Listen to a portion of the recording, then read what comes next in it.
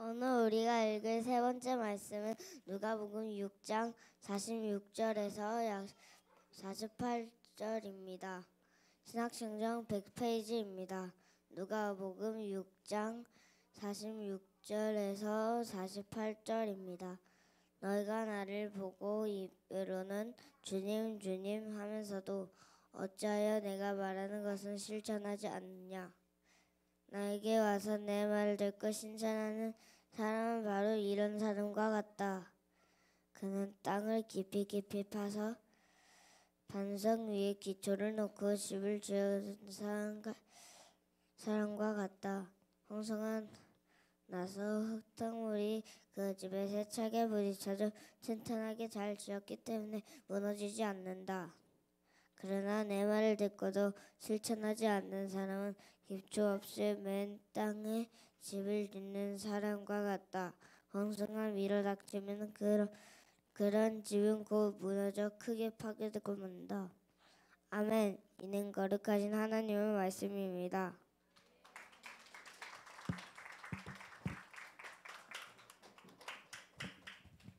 아유, 얼굴 표정에서 아빠가 나오고 있어요. 예, 그래요. 네.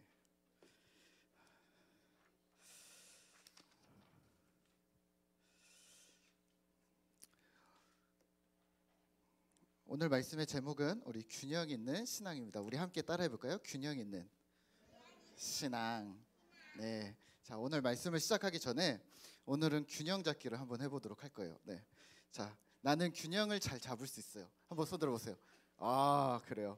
균형을 잘 잡을 수 있다. 우리 한번 앞에 나올 수 있는 친구, 이 앞에까지 한번 나와 볼까요? 네. 여기 앞에 설 수 있는 사람. 자,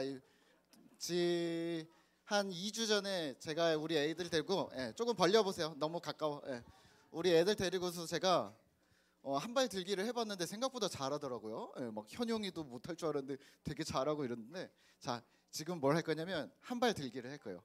자, 근데 한 발 들기 하면 너무 잘하더라고. 그래서 눈을 감고 한 발 들기를 할 거예요. 자, 우리 한번 목사님이 시계를 가져왔어요. 한번 재보도록 할까요? 자, 누가 오래오래 하나? 자, 눈 감고 한 발 드는 거예요. 손을 벌려도 되고 안 벌려도 되고 그럼 편하게 해도 돼요. 자, 옆에 사람 땡기면 안 되고. 자, 시작. 눈 감고. 아, 네, 탈락. 네. 자기가 넘어졌다 그러면 들어가세요. 네. 들어가지 말고 그냥 잠깐 서 있어요. 잠깐 서 있어. 다시 나와주세요. 네. 다시 나와. 예빈이도 다시 나. 아, 네. 누가 오래 하고 있어요? 건이 결이 하고 있어요? 지한이 하고 있는 거야? 민건이 눈 감아하고 있어? 자, 멈춰. 네, 잘했어요. 지금 30초를 했는데 잘했어요. 이번에는 조금 더 어렵게. 자, 이번에는 만세를 하고 눈 감고. 자, 우리 친구들이 엄청 오래 하는지 한번 보도록 할게요. 자, 만세하고 눈 감고. 아니면 손을 잡아도 돼요. 자, 시작. 발 떼세요. 눈 감고. 3, 4, 5, 6, 7, 8, 9, 10, 11, 12, 13. 오, 잘하는데. 14, 15, 16, 17, 18, 19, 20, 21, 22, 23. 오, 24, 25, 26, 27, 28, 29, 30 됐어요. 잘했어요. 들어가 주세요. 자, 이거 쉬울 것 같죠? 네, 이거 쉬울 것 같죠? 제가 집에서 해봤는데 몇 초 한지 아세요? 15초 했습니다. 15초. 우리 애들 잘하는 이유 뭔지 아세요? 연습했거든, 집에서. 자, 이게요.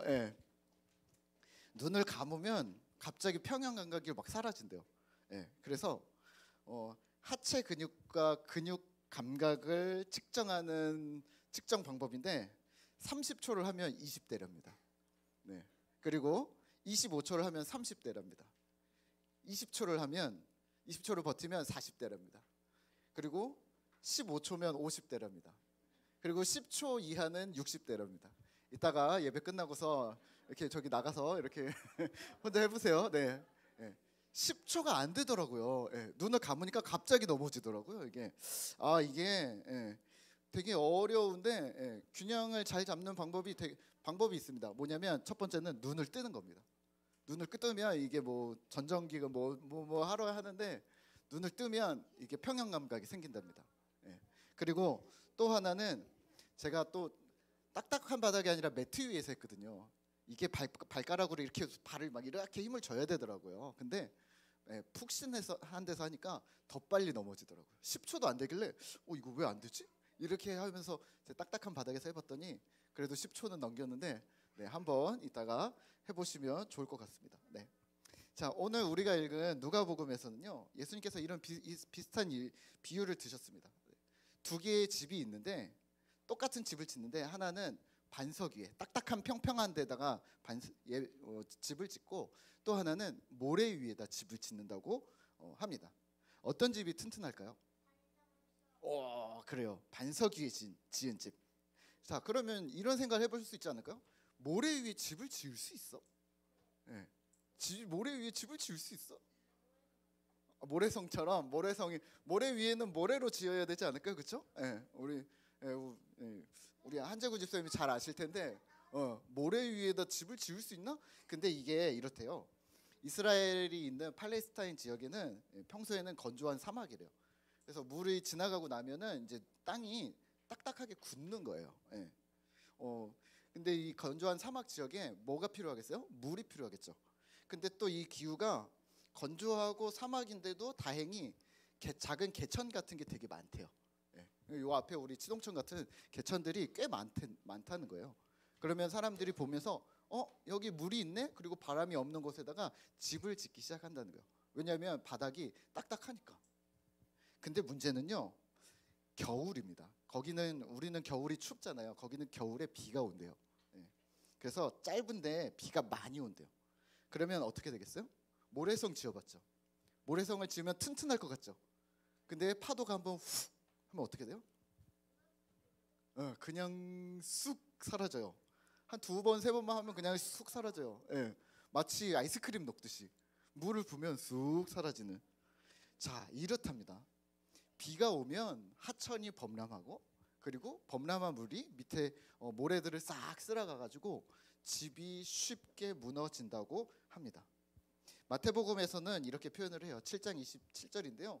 비가 내리고 창수가 나고 바람이 불어 그 집에 부딪힘에 무너져 그 무너짐이 심하니라. 아멘. 창수가 뭐냐면 홍수예요. 홍수가 나고 바람이 부는데 큰 물이 집에 확 들이치는데 쾅 그러면서 무너짐이 심하니라. 여름에는 몰랐는데 봄, 여름, 가을엔 몰랐는데 비가 올 때 보니까 집이 어디에 있는 거냐면 강 중앙에 있는 거예요. 홍수의 한가운데 집을 세웠다는 것을 뒤늦게 발견한 거죠. 질문, 집이 무너지지 않게 하려면 어떻게 해야 될까요? 집을 세우기 적절한 장소를 찾아야 합니다. 홍수 항복판에다가, 그러니까 강 항복판에다가 강이 딱딱하네 말랐네 라고 강 항복판에다가 집을 지을 수 없다는 말이에요. 그리고 적절한 토대, 집안이 얼마나 든든한지, 그리고 모양은 어떤지, 깊이는 어떤지, 뭐 이런 기본적인 것들이 있겠죠. 그러한 것들을, 중요한 것들을 미리 고려해야 합니다. 오늘 48절인데요. 6장 48절에 이렇게 말합니다. 집을 짓되 깊이 파고 주추를 반석 위에 놓은 사람과 같으니 큰 물이 나서 탕류가 그 집에 부딪히되 잘 지었기 때문에 능히 요동하지 못하게 하였거니와. 아멘. 예수님께서는 이 모래 위에 지은 집과 반석 위에 지은 집, 왜 비유로 말씀하셨냐면 우리의 믿음 생활이 이와 같기 때문입니다. 명확한 주제는 뭐냐면 하나님의 말씀을 듣고 행동하라입니다. 오늘 우리가 읽은 누가복음 6장 후반 그리고 또 마태복음 7장은 산상수훈입니다. 예수님을 따르는 사람들에게 복음이 무엇인지, 하나님 나라가 무엇인지 친절하게 설명합니다. 근데 여기 마지막 구절들은요, 예수님을 잘 모르는 사람들에게 말하는 것 같아 보이지 않습니다. 46절입니다. 제가 읽겠습니다. 너희는 나를 불러 주여 주여 하면서도 어찌하여 내가 말하는 것을 행하지 아니하느냐. 이렇게 얘기합니다. 너희는 나를 주님 주님 이렇게 부른다. 근데 이 말은 그러면 이미 예수님을 따르는 사람들이라는 거죠. 지금 예수님을 처음 보는 사람 아니라는 거죠. 그런데 이들에게 질문합니다. 예수를 따른다고, 나를 따른다고 말하면서 왜 실천하지 않아? 라고 질문하는 거죠. 마태복음에서는 이 비유 앞에 훨씬 더 강력하게 경고합니다. 이렇게 얘기합니다. 거짓 선지자들을 삼가라. 거짓 선지자들과 같은 편에 서지 말라. 그들을 관찰하고 그들의 열매를 보고 너희는 조심해라. 오늘 누가복음 6장 39절도 비슷하지만 근데 부드럽게 얘기합니다. 그러지 마라. 맹인이 맹인을 인도할 수 있겠냐. 서로가 서로를 사랑으로 감싸라. 좀 더 완곡하게 표현을 합니다. 같은 본문인데 왜 이렇게 차이가 있을까요? 마태복음은 유대인들에게 쓰여졌습니다. 그러니까 오늘 말로 하면 기존 신자들, 기독교 문화 속에서 철저하게 자라온 우리 같은 모태신앙들에게 쓰여졌습니다. 그래서 강력하게 질타하듯 말합니다. 그러지 말라니까. 왜? 내가 말했어 안 냈어? 그러면서 하나님 편에 서라. 교묘하게 하나님을 못 보게 하는 거짓 선지자들과 같은 편에 서지 말라. 경고합니다. 누가복음은요, 이방인들에게 쓰여졌습니다. 그러니까 오늘 교회를 처음 나온 분, 혹은 예수님을 처음 믿어서 지금 아직 잘 모르는 사람들, 우리말로 하면 교회 분위기가 익숙하지 않고 아직도 생소하고 이제 예수님을 막 알아가는 사람들한테 쓰여진 친절한 복음이 누가복음입니다. 그래서 이렇게 말합니다. 교회는 사랑하는 곳이야. 비판하지 말고 자비로운 자가 좀 되라. 용서하라. 혹시 하나님보다 더 중요하게 뭘 얘기하고 있는 사람이 있다면 그들을 경계해. 세상을 이제는 그만 따르고 하나님을 바라봐. 이렇게 이야기를 합니다. 어떤 뉘앙스가 지금 우리에게 어울릴까요? 나에게 어울리는 거는 스스로 선택하시면 됩니다. 아, 내가 모태신앙이야? 그럼 마태복음을 열심히 읽으십시오. 아, 내가 지금 예수 믿은 지 얼마 안 됐어? 1년 내외야? 아, 그러면 누가복음을 열심히 읽으십시오. 그러면 우리에게 적절하게 말씀이 다가올 것입니다. 그렇지만 부드럽게 말하든 강하게 말하든 내용은 같습니다. 예수님을 주님이라고 말하는 당신, 그러면 실천하라 입니다. 성경의 내용은 의외로 간단합니다. 믿고 행동하라. 우리말로 하면 말씀으로 살아라 입니다. 질문 하나 드릴까요? 왜 우리의 신앙은 다 달라 보이는 걸까요? 교회 안에 있는 신자들의 겉모습은 다를 수 있어요. 예. 그런데 왜 믿음도 신앙도 왜 이렇게 각자 다 달라 보이는 걸까요? 또 교회들마다 우리 교회도 있고 옆에 교회도 있고 또 옆에 교회도 있고 막 교회들인데 왜 교회들마다 왜 이렇게 다 다른 걸까요? 하나님 섬긴다는데 예수님 섬긴다는데 왜 우리의 교회들은 모양이 다 다를까요? 이 두 가지 명령 듣고 행동하라 이건데 자꾸 하나만 하기 때문입니다. 둘 다 하면서 균형을 맞추어야 되는데 둘 중에 하나만 자꾸 무게중심이 쏠리는 거죠. 어떤 사람들은 듣고 행하라 해서 듣기만 합니다. 아, 순서대로구나. 듣고 행해야 되는구나. 그럼 우선 많이 들어놓자. 언젠간 행동하겠지. 행동은 아직 아니라고 합니다. 이러시는 거죠. 목사님, 저는 아직 믿음이 약해요. 목사님, 저는 아직 자신이 없어요. 행동할 자신이 없어요. 또 어떤 분들은 이러세요. 목사님, 저는 성경 공부가 적성이 맞아요. 행동하는 건 저랑 안 맞는 것 같아요. 네, 아닙니다. 우선 듣고 행하라는 문구에서 듣고가 먼저 언급된 까닭이 있습니다. 그거는 지금 저에게 말씀하신 것처럼 자기 맘대로 생각하지 말라는 겁니다. 듣고 행동하라는 거지 듣고 내 안에서 걸러서 행동하라는 말이 아니라는 겁니다. 말씀은 모두가 똑같이 들어요. 그런데 마음속에서 스스로 커트합니다. 기도해라, 봉사해라. 아, 내가 할 수 있어. 할 수 있을 것 같아. 해왔어. 그런데 형제 사랑해라. 아, 저건 내가 못할 것 같아. 커트. 말씀을 온전히 받아들이면 내 생각, 내 주관을 내려놓으라는 주님의 음성을 듣게 되실 겁니다. 내가 아닌 하나님이 중심이 되셔야 하는데요. 거기에 나는 순종할 것인가 아니면 거부할 것인가 이 둘을 선택하는 겁니다. 제가 조금 못 지켰는데 아니요, 거부한 겁니다. 우리 꿈터 공동체에서는 계속해서 요청을 드리고 있습니다. 한 번에 이런 주일 예배, 한 번에 공동체 예배, 그리고 또 한 번에 소그룹 모임. 그 소그룹 안에서 말씀을 나누시고 삶을 나누고 본인이 이해한 말씀을 이거 맞는지 점검 좀 해주세요 라고 우리가 함께 나누셔야 합니다. 그렇지 않으면 다 각자 자기 마음대로 생각할 수 있다는 거죠. 신앙은요, 내 마음대로 믿는 것을 말하지 않습니다. 내가 신자로 산다는 말은 내 경험, 내 지식이 아니라 하나님의 말씀인 성경이 기준이 되어 산다는 말입니다. 여기서 순종하겠는가 불순종하겠는가, 그 결과에 따라 나는 하나님 중심이 되거나 아니면 각양각색 자기 마음대로의 신앙이 되거나 그렇게 되는 겁니다. 이렇게 질문하시겠죠. 목사님, 교회 다니는 사람이 하나님 말씀에 순종 안 할 리가 있습니까? 그러면 불신자 아닙니까? 잘할 것 같죠. 우리는 잘하고 있는 것 같죠. 이 당연한 걸 모두 100% 할 것 같죠. 과연 그럴까요? 제가 예전에 깜짝 놀란 적이 있는데요. 저는 머리가 좀 이해가 안 되더라고요. 뭐냐면 어떤 분이 병원에서 주는 약을 다 안 먹더라고요. 네. 저는 아프면 병원을 그냥 갑니다. 네. 감기 외에는 그냥 무조건 갑니다. 잘 모르니까, 어디가 뭔지 모르니까.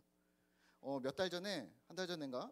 몇 달 전에 갑자기 이쪽 발이 이렇게 띵띵 붓는 거예요. 그래서 발이 왜 붓지? 그래서 소염제를 몇 달 먹다가 이게 아닌가 보네.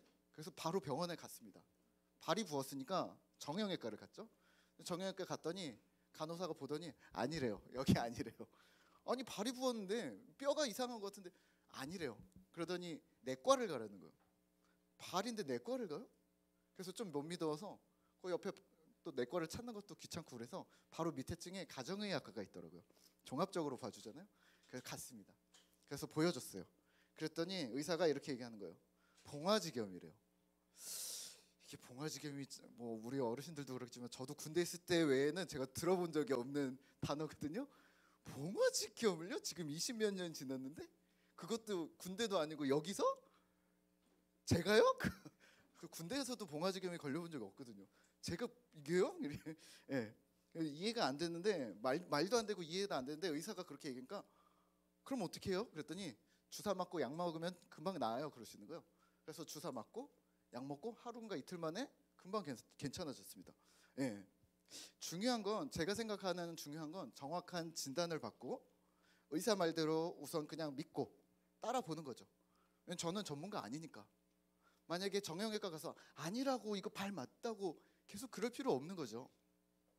그런데요, 어떤 분은 약을 받으면 약을 인터넷으로 요즘에 딱 검색이 가능하잖아요. 다 검색을 하더라고요. 그래서 무슨 성분인지 보고 이걸 빼고 먹더라고요. 이러시더라고요. 이거 왜 다 안 드세요? 그랬더니 이건 저랑 안 맞아요.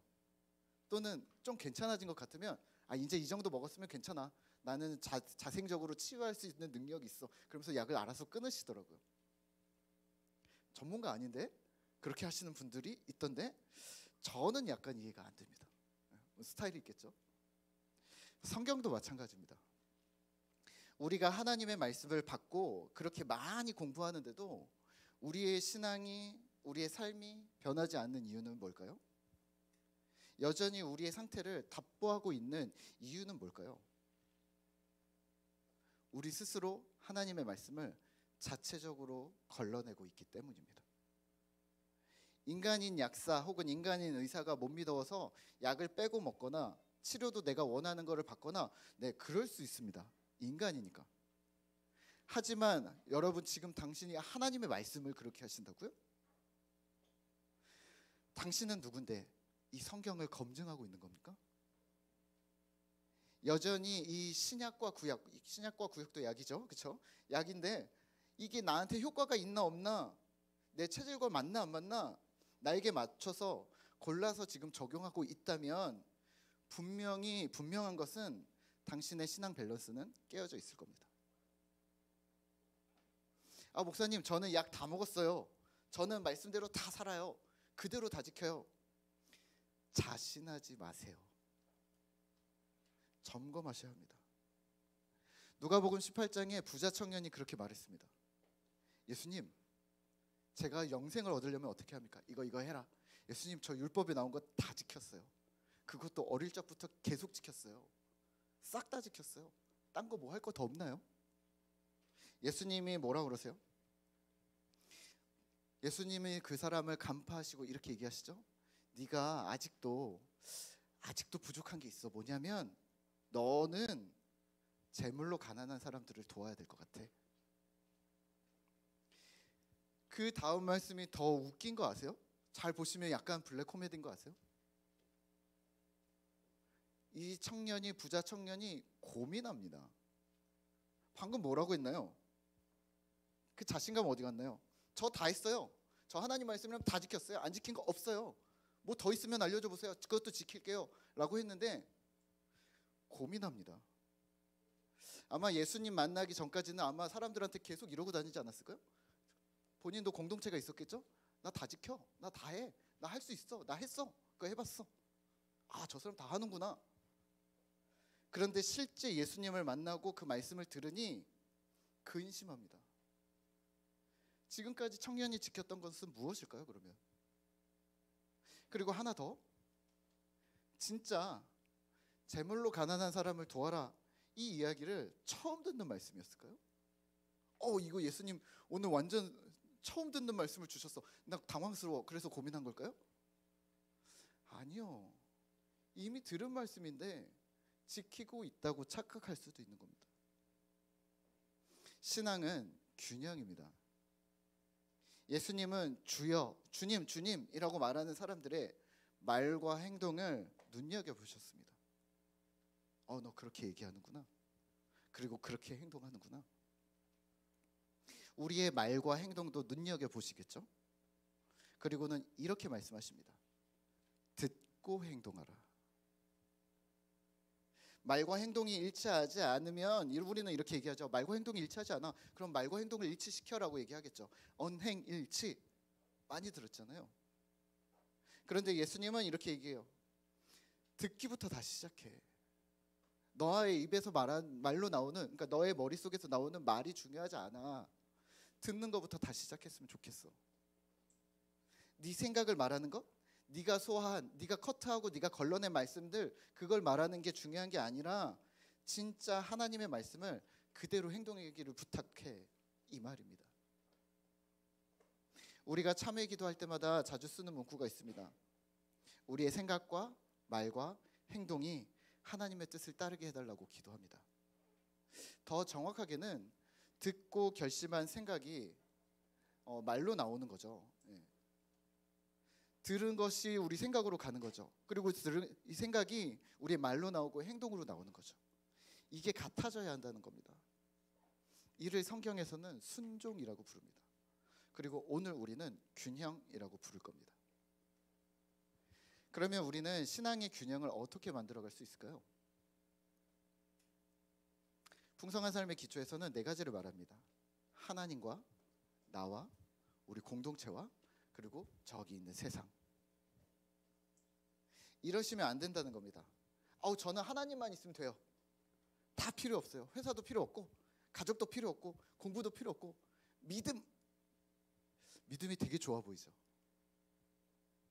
질문 하나 드릴까요? 하나님도 그러길 원하실까요? 아무것도 안 하고 그래 맞아요. 아무것도 안 하고 기도만 하고 있기를 원하실까요? 우리 친구들한테 아무것도 안 하고 축구도 하지 말고 가까불도 하지 말고 기도만 해 이러길 원하셨을까요? 그래서 이 땅에 태어난 걸까요?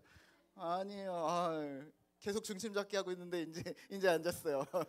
그래요. 아니에요. 하나님께서 우리에게 주시는 명령, 사명이 있는데 그것만 한다고요? 그건 기본 태도입니다. 기본입니다.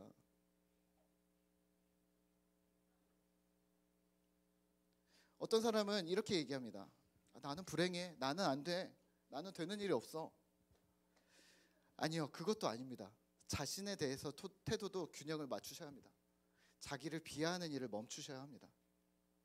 왜냐하면 우리는 하나님이 사랑하시는 자녀이기 때문입니다. 또 어떤 사람은 이러합니다. 나는 존귀해. 나는 거룩하대. 그러니까 나는 조금 내 실수해도 좀 내가 내 마음대로 해도 하나님 용서해 주실 거야. 아니요, 이것도 아닙니다. 균형을 맞추셔야 합니다. 당신이 이 세상의 삶의 주인이 아닙니다. 그릇된 자기 사랑을 내려놓고 하나님께 주권을 드려야 합니다. 대부분의 신자는 여기까지만 합니다. 하나님 나 뭐가 더 필요해? 여기에 그렇게 하니까 하나님과 나만 생각하니까 교회 공동체와 세상에서 우리가 문제가 많은 겁니다. 아니, 공동체는 왜 들어가야 하나요? 이렇게 질문하는 사람들이 많아요. 그럼 이렇게 대답하시죠. 어려울 때 도움을 받기 위해서 공동체가 도와줄 거야. 네, 반은 맞습니다. 나머지 반은 뭘까요? 주님이 주신 가족들을 사랑하기 위해서입니다. 사랑하라는 명령을 여기 공동체에서 지키는 것이 먼저인 겁니다. 세상 사랑은 그 다음입니다. 눈앞에 있는 형제를 사랑하지 못하면서, 눈앞에 있는 우리 공동체를 사랑하지 못하면서 아프리카를 사랑한다고요? 저기 필리핀을 사랑한다고요? 어디 멀리를 사랑한다고요? 아니요, 지금 여기서부터 우리가 훈련하고 연습하는 것입니다. 그게 명령입니다. 형제 사랑을 실제로 실현해내라는 것이 바로 공동체인 것이죠. 저는 꿈터교회 목사로서 사역을 담당을 하고 있는데요. 여러분들이 저를 보실 때 어떨지 모르겠지만 어떻게 보면 엄청 바빠 보여요. 또 근데 어떻게 보면 되게 한가해 보여요. 시간이 많아 보여요. 어떤 차이일까요? 네, 혼자 하니까 일은 많습니다. 뭐 이렇게 할 게 그냥 끊임없이 있는 거죠. 네. 하지만 목사님 잠깐 시간 되세요? 잠깐 뵐까요? 라고 하면 저는 항상 이렇게 얘기합니다. 그럼요, 가능해요. 언제요? 특별하게 뭔가 정말 제가 뭘 운전을 가거나 뭘 해야 되는 일이 아니면 그럼요, 뭐 봬요, 언제요? 이렇게 말씀을 드립니다. 우리 공동체에는 시간을 우선적으로 내놓습니다. 그러니까 시간이 많아 보이긴 할 수도 있겠죠. 네. 근데 이렇습니다. 왜 그럴까요? 가족이라서 그렇습니다. 일이 바빠도 설교도 준비해야 되고 10분 묵상도 해야 되고 책도 읽어야 되고 뭐 할 일이 있어도 만약에 이런 거죠. 아내나 아이들이 아빠 이거 같이 할래? 라고 하면 하겠어요, 안 하겠어요? 해야죠. 하겠죠. 그럴 줄 알았어. 제가 요즘에 너무 바빠서 야, 이거 큐티 조금만 끝내고. 왜냐면 아빠 오락하자 뭐 이런 거 하는데 내가 다. 근데 하여튼 그렇잖아요. 근데 어찌됐건 하잖아요. 기본 자세입니다. 네. 이거 뜨거워. 자, 그런데 이런 거예요. 옆집 아저씨나 멀리 있는 친구들한테 전화가 오거나 그러면 당당하게 얘기합니다. 미안해, 내가 너무 바빠 요즘에. 다음 주나 다다음 주에 만날까? 라고 일을 멀리 미뤄버립니다. 근데 가족이 만나자고 하는데, 가족이 보자고 하는데 시간 내야죠. 틈 내면 틈 낼 수 있는 거잖아요. 이거는 제가 목양을 하는, 제가 꿈터 공동체를 사랑하는 방식일 뿐입니다. 여러분들은 꿈터 공동체를 사랑하는 방식이 여러 가지 있겠죠. 공동체 사랑은 이렇습니다. 어떤 분은 오늘도 식사 준비를 도우세요. 지금 들어오지도 않고 계속 밥을 준비하고 계시는 우리 성도님부터 시작해서, 어떤 분은 공동체를 밥을 먹이겠다 이렇게 고생하시는 분들이 있어요. 또 어떤 분들은 맛있는 걸 어디서 얻어오면 가져와서 이만한 봉다리를 풀어요. 막 어디서 또 힘든 거 들고 오셨어요. 또 어떤 집사님은 남의 이야기를 잘 들어주고 위로를 잘하십니다. 또 어떤 우리 아이들은 동생들을 잘 돌봅니다. 네, 그게 다 공동체를 사랑하고 있는 겁니다. 흔히 교회에서 생기는, 공동체에서 생기는 시기, 질투, 험담, 그런 것들이 우리 안에서 시작된다면, 그러면 모두 멈추고 다시 한번 생각해 보셔야 합니다. 나는 공동체에 제대로 작용하고 있는가? 말씀대로 살고 있는가? 나는 이웃사랑이라는 말씀을 과연 실천하고 있는가 말입니다. 말씀을 맺겠습니다. 균형 있는 신앙은 수고가 필요합니다. 첫 번째는 눈을 뜨는 겁니다. 두 번째는 반석 위에 서 있는가 점검하고 시작하는 겁니다. 그게 뭐냐면 매일 성경을 통해 성령 하나님을 만나면서 오늘 할 일을 기억하는 것이죠. 처음에는 수고스럽겠지만 이 수고가 습관이 되셔야 합니다. 제가 애들한테 매일 물어요. 매일 묻는 말이 있습니다. 무슨 말인지 아세요? 세수했어? 이겁니다. 나갈 건데 세수했어? 예, 옷을 입고 있으면 옷을 입어서 세수했어 근데? 그렇게 물어봅니다. 그리고 이제 우리 셋 중에 한 명이 자꾸 머리를 안 감아요. 머리 감았어? 그러면은 이렇게 얘기합니다. 어제 머리 감았다고 이러는 거예요. 그러면 제가 뭐라고 하겠어요? 안 돼. 매일 감아야 깨끗하게 보여. 혹시 질문, 예, 한번 보세요. 우리 친구들 질문. 어른들 중에 저는 아침에 세면하는 게 너무 수고스럽고 힘들어요 하는 어른들 있으면 손 들어보세요. 계세요? 어른들 없어요. 잘 보세요. 예. 왜냐하면 어른들은 일어나면 습관적으로 그냥 나가니까 그냥 씻는 거예요. 이게 팔이 안 움직이네. 이 머리가 빡빡하네. 뭐 샴푸가 허리가 아프 이러지 않아요. 그냥 습관이에요. 그렇죠? 가끔 그냥 오시는 분들이 가끔 있는데 그건 괜찮습니다. 예, 잘 모릅니다 저희는. 근데 그냥 어른들이 다 그래요. 이게 뭐냐면 이미 우리에게 당연한 습관이 된 거거든요. 물론 수고라면 수고입니다. 수고죠. 10분에서 20분 정도 시간을 사용하니까. 그런데 이게 수고라고 생각하지 않아요. 나를 가꾸는 거지. 나를 가장 나답게 멋있고 예쁘게 보여줄 수 있는 좋은 습관인 거죠. 왜 매일 해요? 왜 매일 세수해요? 왜 매일 양치해요? 왜 매일 머리 감아요? 라고 묻는다면 당연한인 걸 뭐라고 말을 할까요? 마찬가지입니다. 목사님 성경을 왜 매일 읽어요? 왜 매일 기도를 해야 돼요? 왜 하나님을 왜 매일 생각해야 돼요? 이 당연한 걸 뭐라고 설명할까요? 수고라면 수고 맞죠? 목사님 그 너무 힘들어. 수고라면 수고 맞죠? 근데 수고를 넘어서서 습관이 되셔야 합니다. 잠시간의 이 수고를 피하려고 하지 마십시오.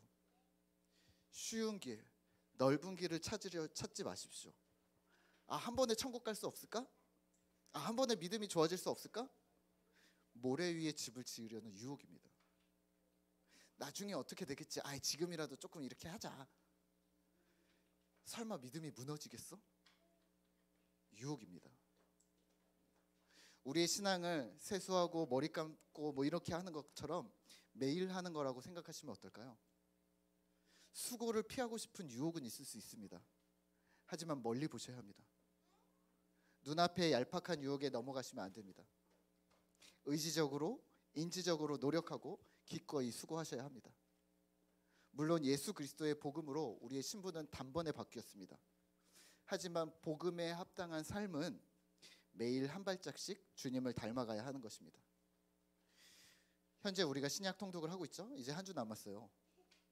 그리고 또 남녀 디딤돌 모임을 이제 2월달 준비를 하고 있어요. 한 3달 하겠죠. 또 수고를 피하려 하지 마시고 이 수고가 수고로 느껴지지 않는 자연스러운 삶의 습관, 믿음의 습관이 우리 꿈터 공동체 안에 시작되기를 소망합니다. 예수 닮은 공동체가 되기를 소망하며 우리 함께 찬양하고 기도하겠습니다. 우리 오늘은 모이는 예배